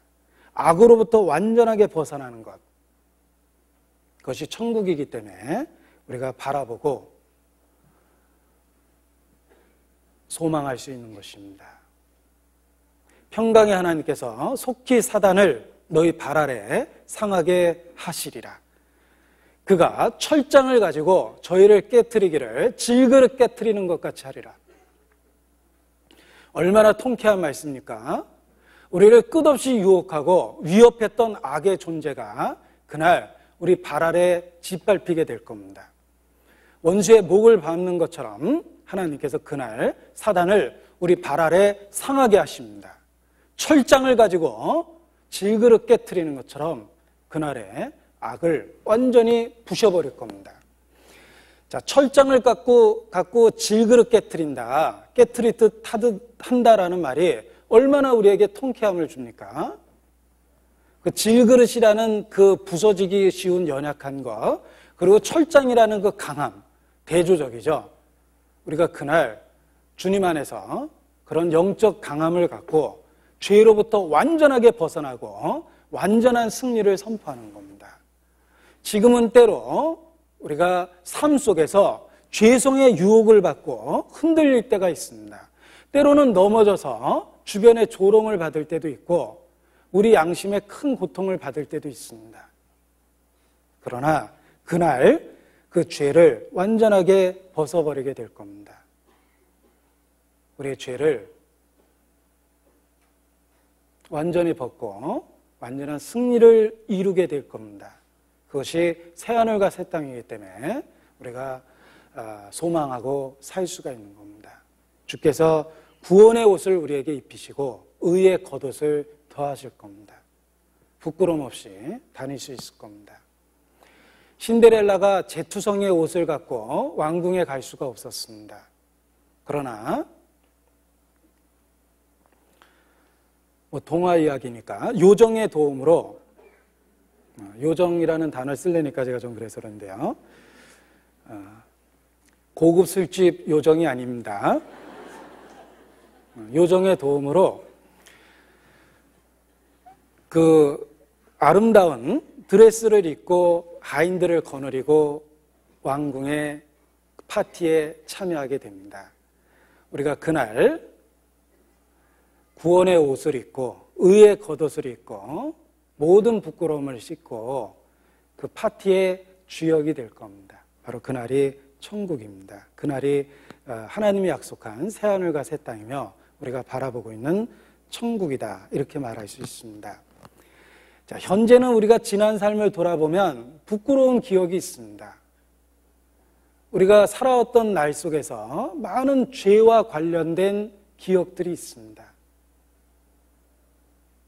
그래서 때로는 우리 마음에 슬픔을 만들어주고 때로는 신앙의 열등감을 만들기도 하고 때로는 교만해지려는 우리 마음에 겸손함을 강제로 심어주기도 합니다. 우리는 결코 교만할 수 없는 과거를 갖고 있습니다. 그런데 천국에 이르렀을 때는 그 부끄러움을 다 뒤로 하고 완전히 새롭게 될 겁니다. 이사야서 65장입니다. 언젠가 이 말씀이 저에게 정말 눈물이 날 정도로 위로가 됐던 적이 있습니다. 이사야서 65장 17절입니다.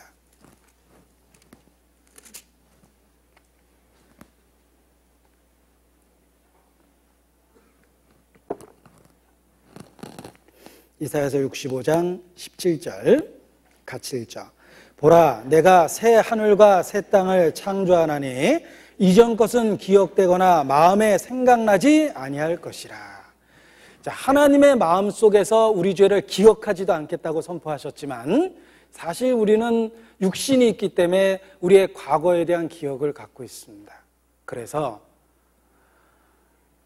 전도 집회에 죄를 이야기하는 날 남모르는 슬픔을 되새길 때가 있습니다. 왜냐하면 거기서 선포되는 모든 죄에 대한 지적이 우리 삶의 흔적 속에서도 있었기 때문입니다.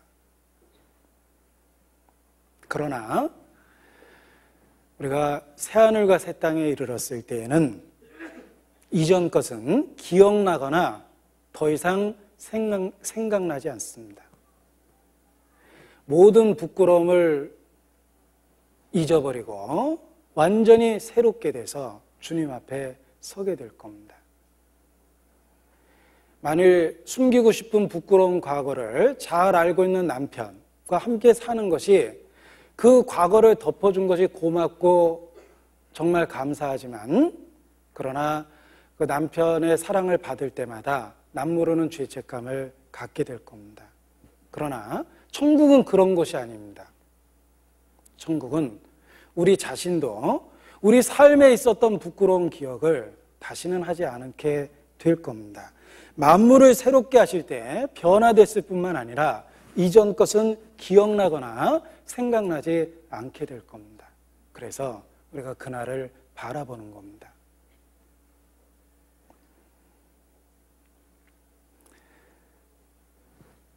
우리의 과거가 우리에게 고통을 줄 때 이러한 말씀은 우리에게 굉장한 위로를 줍니다.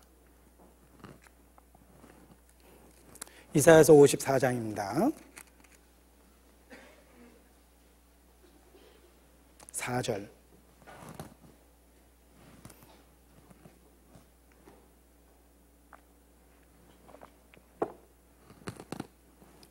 (4절) (5절) 같이 읽죠. 두려워 말라. 내가 수치를 당치 아니하리라.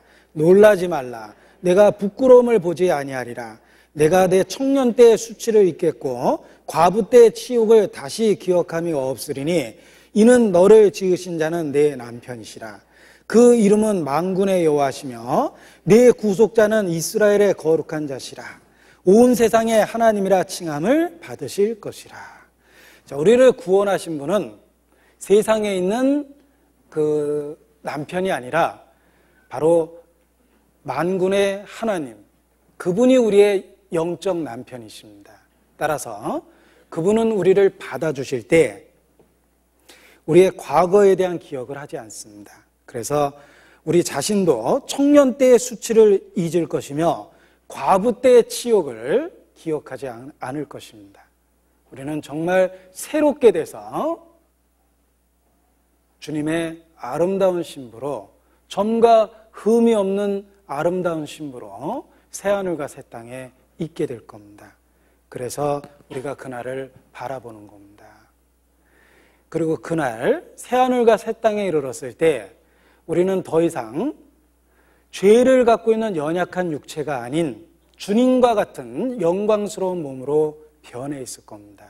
우리가 깰 때 주의 형상으로 만족하리이다 라는 시편의 기자의 표현처럼 그날 우리가 주님과 같은 형상으로 화해 있다는 것을, 변화되어 있다는 걸 발견하고 즐거운 찬송을 부르게 될 겁니다. 신랑에게 어울리지 않는 신부, 아마 결혼식 날이 다가올수록 고민이 될 겁니다. 그러나 새하늘과 새 땅은 그렇지 않습니다. 우리는 신랑 대신 주님과 어울리는 영광스러운 모습으로 변해 있는 겁니다. 우리가 그분과 같은 의의 형상으로 변화될 거라고 성경은 약속하고 계십니다. 그가 나타내심이 되면 우리가 그와 같은 줄 아는 것은 그의 계신 그대로 볼 것임이니라. 이 표현은 요한일서 3장에 나오는 표현인데 사실 어려운 표현이죠.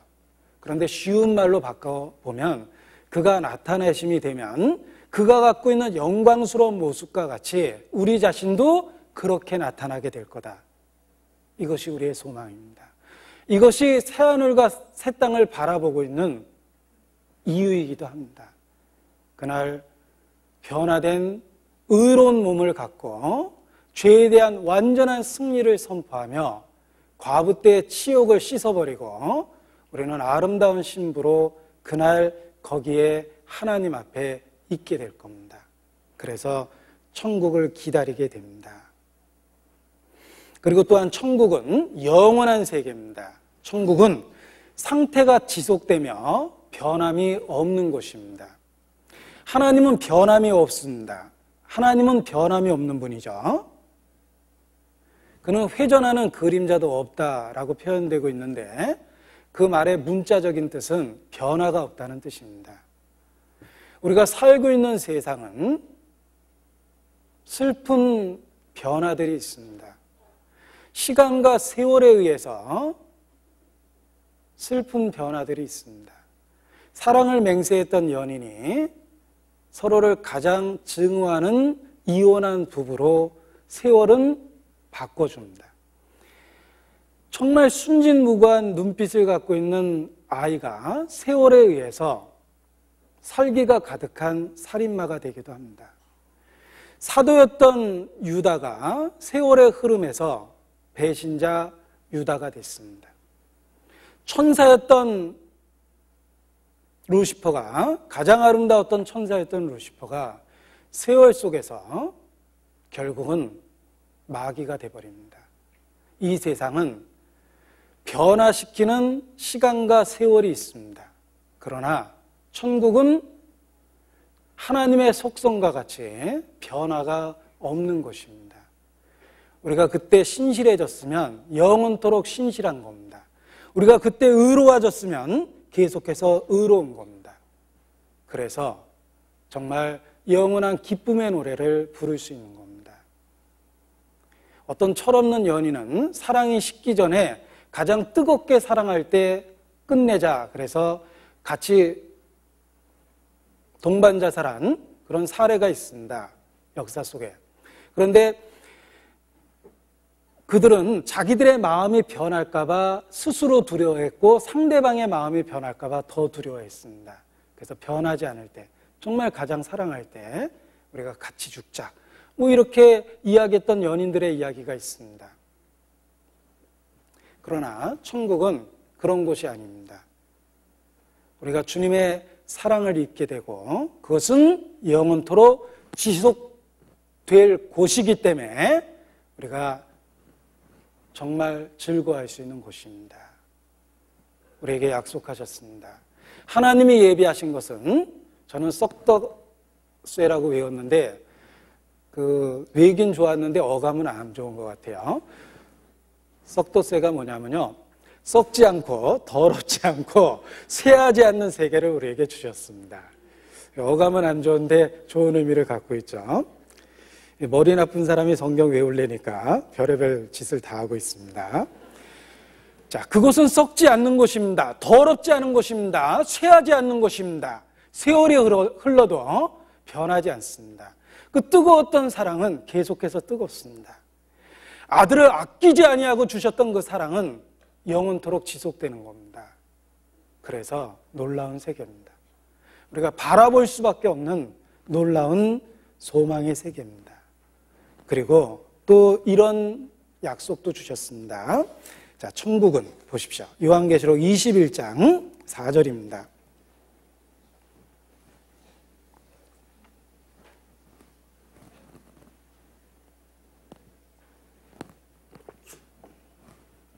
같이 읽죠.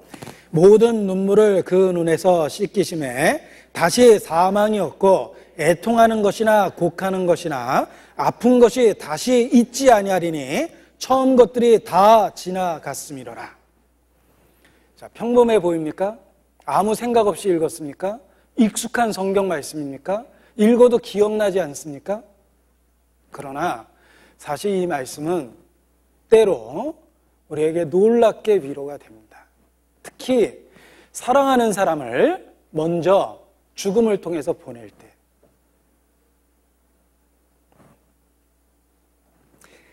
우리는 이 평범한 말씀 속에서 위로를 얻을 수 있습니다. 다시는 사망이 없습니다. 슬픔이 없습니다. 헤어짐이 없습니다.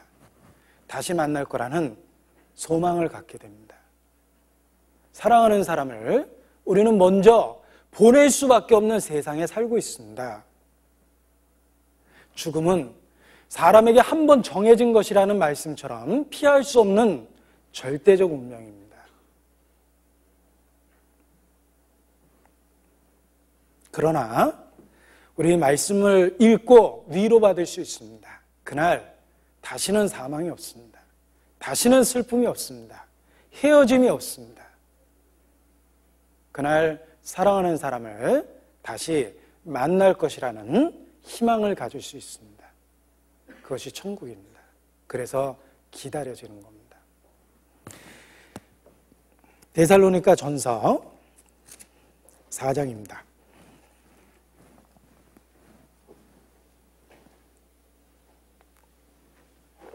13절입니다. 형제들아, 자는 자들에 관하여는 너희가 알지 못함을 우리가 원치 아니하노니 이는 소망 없는 다른 이와 같이 슬퍼하지 않게 하려 함이라. 자, 이 말씀들 그 끝까지 이렇게 읽어야 되는데요. 이 말씀은 사실 제가 교회 생활하면서 가장 많이 공적 석상에서 읽었던 성경입니다.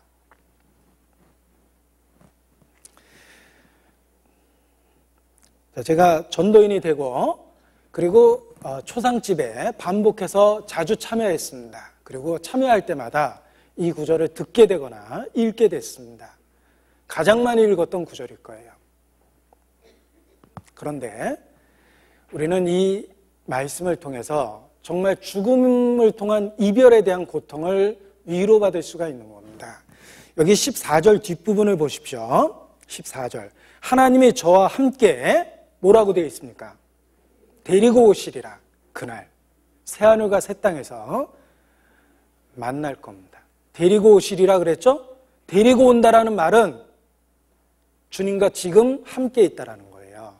함께 있기 때문에 주님이 재림하는 그날 데리고 오는 겁니다. 새하늘과 새 땅에 함께 있게 되는 겁니다. 우리가 정말 사랑하는 사람을 보낼 때 이러한 말씀 속에서 위로받을 수 있습니다. 다시 데리고 오십니다. 다시 만납니다. 그리고 지금과는 전혀 다른 감정으로 새하늘과 새 땅에서 사랑하는 사람을 또 보게 될 겁니다. 자, 그리고 이 계시록 21장 4절에 아픈 것이 다시는 있지 않을 거다라고 말씀하셨습니다. 자, 이 말씀도 평범해 보이지만 큰 통증을 경험한 사람들, 또 지금도 반복되는 통증 속에 있는 사람들에게 큰 위로가 되는 겁니다. 여러분, 반복되는 통증이 있습니까? 진통제가 없으면 정말 견뎌내기 어렵습니까? 이 말씀 속에서 위로를 얻으십시오. 다시는 아픈 것이 있지 않은 것이 있습니다. 그것이 새하늘과 새 땅입니다. 우리가 이런 약속을 믿는다면 죽음에 대한 개념이 바뀝니다. 정말 사랑하는 사람을 만날 수 있다면 그 그리움에 미국행 비행기도 탈 겁니다. 내가 오랫동안 고통으로 괴로워했던 질병에 대해서 정말 고칠 수만 있다면 미국행 비행기 탈 겁니다. 미국에 가서 고칠 수 있다면 타겠죠? 천국이 그렇습니다. 우리가 미국 가면 해결은 안 되는데 천국 가면 됩니다. 천국 가면 사랑하는 사람들 만날 수 있습니다. 천국 가면 고통이 해방됩니다.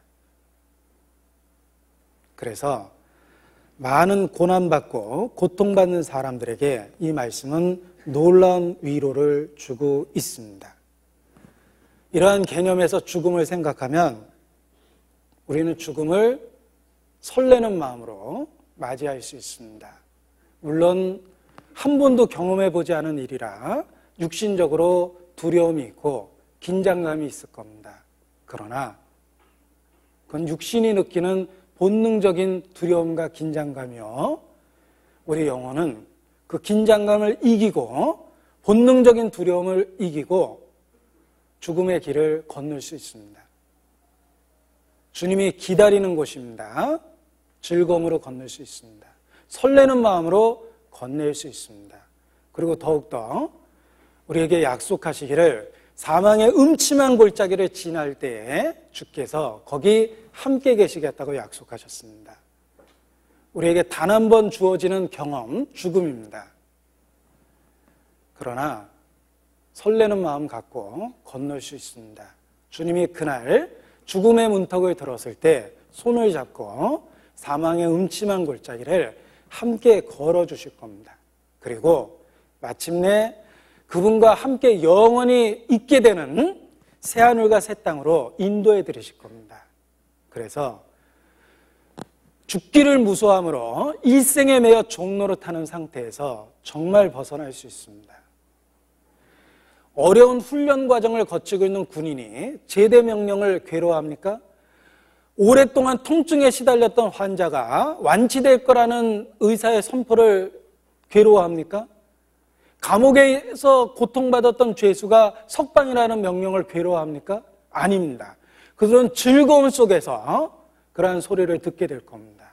어느 날 죽음의 문턱에 섰을 때 주님이 우리의 이름을 부르시면 두려워할 필요가 없습니다. 그날 우리에게 약속하신 그 약속을 일깨우고 십자가 붙잡고 죽음의 어둠을 향해서 한 발을 내디디면 됩니다. 주님 그 어둠을 통과해서 약속대로 우리를 받아주실 겁니다. 혹 이 땅에 종말에 관한 소식이 퍼지고 있을 때 두려워할 필요 없습니다. 우리는 그의 약속대로 의에 거하는 바 새하늘과 새 땅을 바라보고 있기 때문입니다. 이 세상에 환난의 소식이 전파되고 그리고 재앙에 관한 소식이 전파될 때 두려워할 필요 없습니다. 우리는 그리스도 안에서 약속된 천국에 대한 확신을 성령에 의해서 받은 사람들입니다. 그 약속을 붙잡고 우리가 담대함과 설레는 마음으로 그날을 맞이할 수 있습니다. 그래서 천국에 관한 소망으로 현세의 삶의 고통도 이길 수 있을 뿐만 아니라 혹 우리에게 죽음이 찾아온다면 주님 손잡고 기쁜 마음으로 기꺼이 건너갈 수 있겠다라고 생각해 봅니다. 자, 여기 새하늘과 새 땅에 대한 벅찬 기쁨의 소식이 있습니다. 그런데 또한 우리에게 잊지 말아야 될 사실을 함께 일깨워주고 계십니다. 그것은 혹 아직 구원에 이르지 못한 사람들에 대한 문제입니다. 구원받지 못한 사람들의 운명에 대해서도 그 기쁨과 함께 그들의 운명에 대해서 책임감을 가지라고 여기 새하늘과 새 땅 바로 밑에다가 형벌받는 사람의 세계에 대해서 기록하셨습니다. 보십시오. 요한계시록 21장 8절입니다.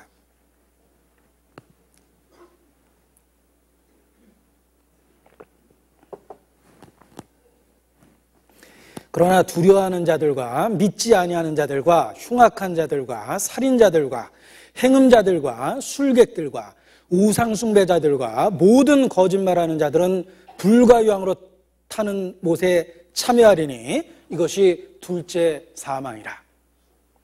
새하늘과 새 땅이 있습니다. 그러나 불못이 있습니다. 우리에게 천국에 가던 기쁨을 일깨워 주시면서 아직 구원받지 못한 사람들의 운명에 대해서 생각할 것을 또한 말씀하고 계십니다.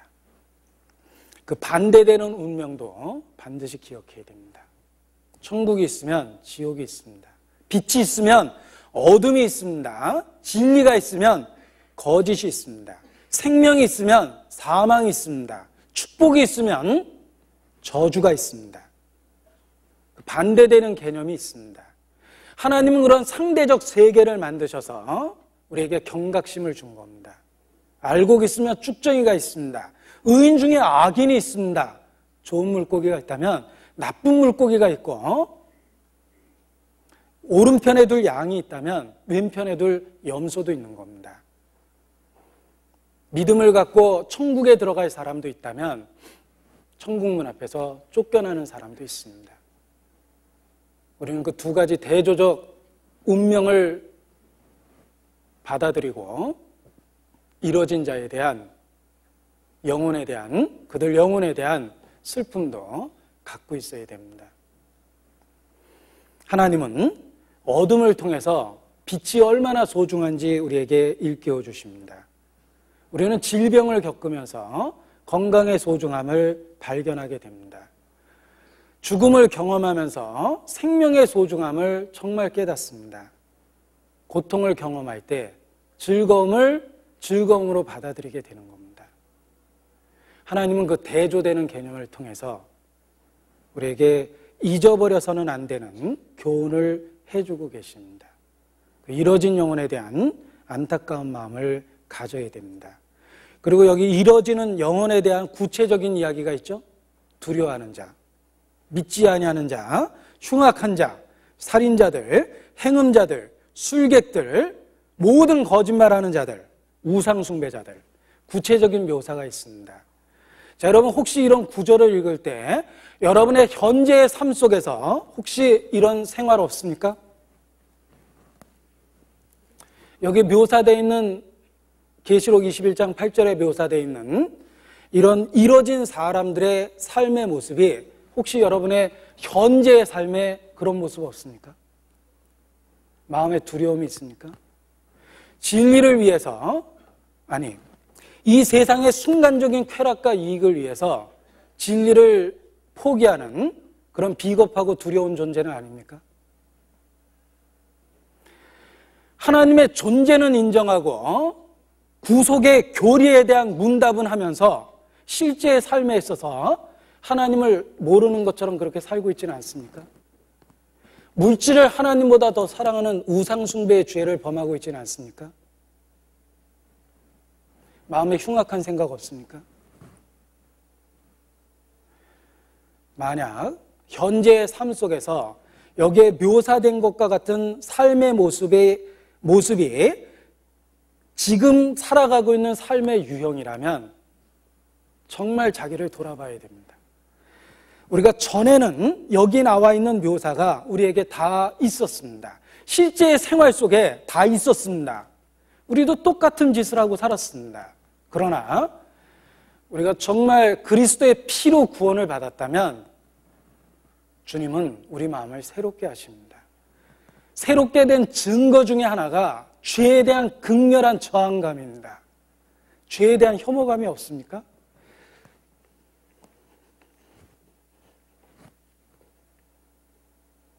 구원받았다면 죄에 대한 혐오감이 있고 죄에 대한 극렬한 저항감이 있습니다. 예전처럼 절대로 달콤한 모습으로 죄가 우리를 찾아오지 않습니다. 죄는 우리에게 고통이 되고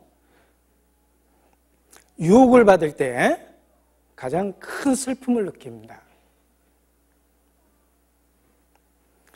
만일 여기 경고된 모습이 현재의 삶의 유형이라면 자기 안에 생명이 있는지 살펴봐야 됩니다. 우리가 주님께 감사하는 것은 우리가 죄악 가운데 있을 때 구원해 주셨다는 것, 그리고 더욱 감사하는 건 우리의 마음을 새롭게 하셔서 죄에 대한 관점을 바꿔주셨다는 겁니다. 죄에 대한 슬픔을 갖게 해주셨고 때로 죄에 사로잡힐 때도 있지만 그때 고통을 느끼게 해주시고 슬픔을 느끼게 해주셔서 그 반복적인 유혹에서 벗어날 수 있도록 만들어 주십니다. 그래서 더 감사하게 되는 거예요. 우리 안에 새 생명이 있다는 걸 발견하게 되는 겁니다. 빛이 들어와서 어둠을 어둠으로 본 겁니다. 주께서 우리를 의롭다 하셨기 때문에 죄를 죄로 본 겁니다. 정말 그리스도인이라면 죄에 대한 아픔이 있어야 되고 고통이 있어야 되고 경건한 슬픔이 있어야 됩니다. 그것이 새롭게 되었다는 증거입니다. 천국은 이미 시작되었습니다. 우리 마음에서. 우리가 주님을 받아들인 그날, 주님이 우리 안에 오신 그날 천국이 시작됐습니다. 천국은 죽어서 가는 곳이 아닙니다. 이미 우리 마음에 시작된 것입니다. 천국이 여기 있다 저기 있다 할 것이 아니니 너희 가운데 있느니라 라고 말씀하셨습니다. 예수님 자신이 천국을 이 세상에 가져왔고 우리 마음에 그걸 시작하신 겁니다. 우리가 정말 예수님을 믿고 그분 안에 있고 그분과 동행하고 있다면 천국이 우리 안에서 시작된 겁니다. 그래서 천국은 먹고 마시는 것이 아니라 오직 성령 안에서 의와 평강과 희락이라고 말씀하셨습니다. 성령께서 우리에게 주시는 의가 있고 그리고 평강이 있고 희락이 있습니다. 우리가 그 소천국을 마음에서 누리고 있기 때문에 그 천국이 완성될 걸 바라보고 즐거워하고 있는 겁니다. 그런데 혹 그 마음속에 영적 생명력이 없다면, 죄에 대한 극렬한 저항감이 없고 자기 의에 도취돼서 착각 속에서 살아가고 있다면 8절에 해당될까 봐 두렵습니다. 너희 중에 혹 진리에 이르지 못하는 자가 있는가 두려워하라고 말씀하셨습니다. 너희 중에 혹 한 그릇 팥죽을 위하여 장자의 명분을 판 에서와 같이 망령된 자와 음행하는 자가 있을까 두려워하라고 말씀하셨습니다. 두려워해야 됩니다. 우리 속에 혹 그와 같은 죄가 스며들어 왔는지 두려워하고 우리 주변, 자기 자신으로부터 시작해서 주변을 살펴봐야 됩니다. 천국은 놀라운 축복의 세계입니다. 그러나 그 반대되는 개념을 통해서 하나님 우리에게 경고하고 계십니다. D.L. 무디가 아주 의미 있는 그런 메시지를 전했습니다. D.L. 무디의 그 메시지 중에 이런 말이 있습니다. 여러분이 구원받았다면 이 땅은 여러분이 경험하는 최고의 지옥이 될 겁니다. 그러나 여러분이 혹 구원받지 못했다면 이 땅이 여러분이 경험하는 최고의 천국이 될 것입니다. 이런 의미 있는 이야기를 했습니다. 우리가 정말 구원받았다면 지옥에 안 가게 되죠. 우리가 경험하게 되는 지옥은 이 현 세상에 있는 슬픔과 고통 정도일 뿐입니다. 그것이 지옥의 예고편이거든요. 현세의 고통과 슬픔은 지옥이 있다라는 예고편들입니다. 우리가 구원받았다면 우리가 경험하게 되는 유일한 지옥은 이 땅에서 살 때일 뿐입니다. 그리고 다시는 반복되지 않습니다. 우리의 삶의 고통은 끝이 나는 거죠. 그러나 혹 구원받지 못했다면 이 세상이 천국일 거라는 거예요. 왜냐하면 지옥은 상상할 수도 없는 고통의 세계이기 때문에 그렇습니다. 시편 23편을 기억해 보십시오. 여호와는 나의 목자시니 그렇게 시작합니다. 그래서 결론이 있습니다. 내가 여호와의 집에 영원히 거하리로다. 어떻게 여호와의 집에 영원히 거하게 되냐면 1절에 답이 있죠. 여호와는 나의 목자시니. 과거가 아닙니다. 지금도 목자여야 돼요. 지금 현재의 삶에 하나님의 인도하심이 있어야 됩니다. 정말 하나님의 인도하심이 있습니까? 말씀이 마음을 강권하고 말씀이 마음에 변화를 주고 살아가야 될 방향을 제시하고 이끌어주고 있습니까? 하나님이 목자시기 때문에 그런 거예요. 그러면 틀림없이 결론도 이루어집니다. 우리가 여호와의 집에 영원히 거하게 될 겁니다. 그러나 지금 현재 여호와가 삶의 목자가 아니라면, 하나님과 아무 상관없이 살고 있다면 이 성경의 무서운 경고를 받아들여야 됩니다. 자, 천국은 하나님과의 관계가 지속되는 곳입니다. 너희는 내게 자녀가 되고 나는 너희에게 아버지가 되리라. 그 관계가 지속되는 곳인데 그 관계가 어떻게 이루어질 수 있는가? 그 근본적인 문제를 일깨워보고 싶습니다. 보십시오. 여기 하나님과의 아버지와 자녀라는 그 관계가 어떻게 성립될 수 있냐면 계시록 21장 6절입니다. 내가 생명수 샘물로 목마른 자에게 값없이 주리니 이기는 자에게는. 자, 여기에 하나님과의 관계를 가질 수 있는 방법이 있습니다. 목마른 자에게 주겠다고 그랬죠. 목이 말라야 돼요. 갈증이 있어야 됩니다. 사슴이 시냇물을 찾듯 우리의 마음속에 주님을 찾는 마음이 있어야 됩니다. 주님으로 목말라 하고 의에 줄이고 목말라야 됩니다. 빛을 찾는 자가 빛으로 옵니다. 천국을 찾는 자가 천국을 발견합니다. 좋은 진주를 찾는 장사꾼이 좋은 진주를 발견합니다. 밭에 있는 보화를 발견해야 되죠? 마찬가지입니다. 천국은 목마름으로 찾아야지 찾을 수가 있는 겁니다. 은을 구하듯이 지혜를 구하면 지혜를 얻는다고 말씀하셨습니다. 돈 버는데 우리가 얼마나 많은 시간과 열정을 투자합니까? 우리가 사회에서 전문가가 되기 위해서 얼마나 많은 고난의 시간과 인내의 시간을 보냈습니까? 하물며 우리가 정말 천국에 들어갈 자격을 얻기 위해서 목이 말라야 되고 찾아야 된다는 거예요. 성경은 경고합니다. 무관심한 사람에게 천국 문은 열린 적이 없습니다. 영적인 부분에 대해서 무관심하다면 그는 천국 문 바깥에 있는 사람입니다.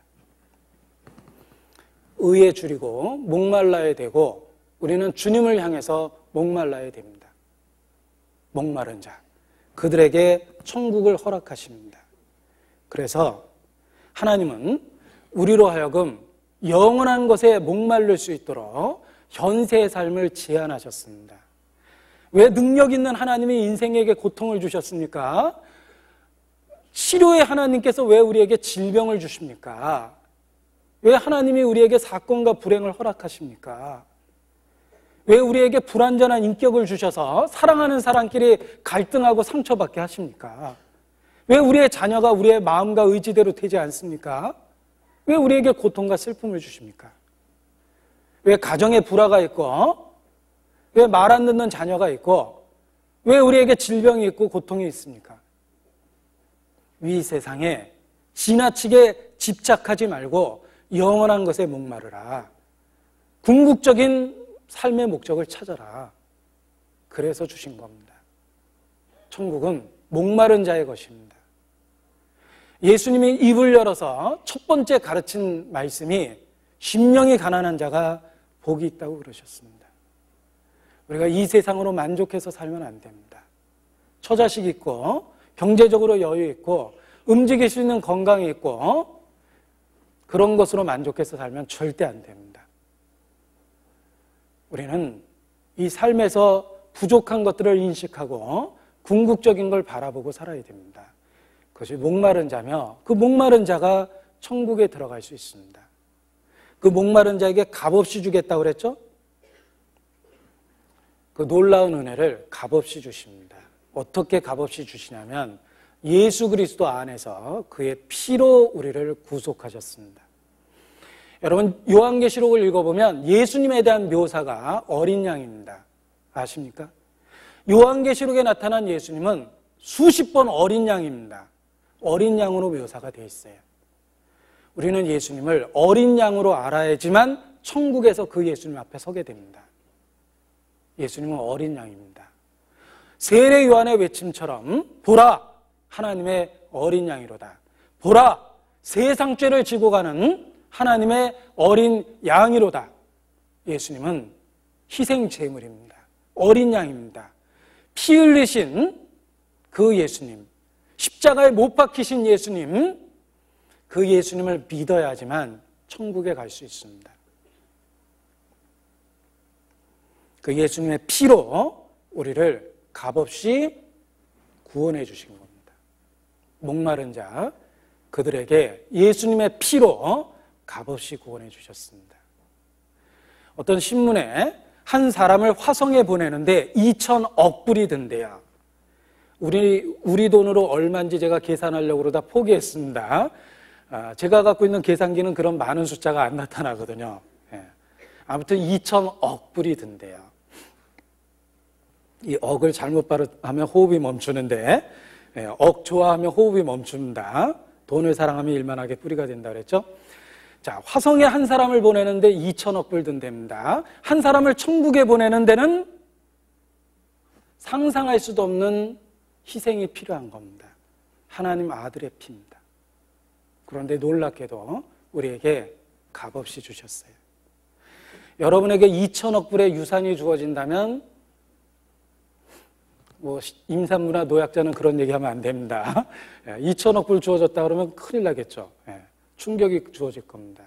그런데 그보다 더 놀라운 천국 가는 그 자격을 예수 그리스도의 피로 값없이 주셨어요. 우리는 그 예수님을 믿습니다. 그 믿음이 우리를 이기는 자라고 그랬죠. 현재 유혹에서 이기게 하는 거예요. 그 놀라운 사랑을 경험했기 때문에 우리가 유혹을 이길 수가 있는 겁니다. 핍박을 견딜 수가 있는 겁니다. 그래서 이기는 자가 바로 믿음의 결과다라고 말할 수 있습니다. 우리가 그 예수님을 정말 믿으면 그 믿음이 우리를 이기게 합니다. 소망 중에 즐거워하고 소망 중에 참게 해주고 소망 중에 찬양하게 해줍니다. 그것을 우리 마음에 믿어지게 해서 오늘 그렇게 살 수 있게 해줍니다. 그래서 아직 천국에 이르지 못했지만 천국이 우리 마음에 이루어져서 세상에 어떤 일을 겪어도 실망하지 않고 주님 안에서 우리가 찬양하고 감사하고 기뻐할 수 있는 겁니다. 그것이 약속을 확증받은 그리스도인의 모습입니다. 이 천국을 죽어서만 가는 거라고 생각하면 안 됩니다. 바로 실제 현재의 삶 속에서 이루어지고 있는 겁니다. 그 천국을 현재화할 때 우리가 신앙생활을 정말 힘있게 할 수 있습니다. 소망 있는 사람처럼 살 수 있습니다. 빌립보서 3장입니다. 빌립보서 3장 20절입니다.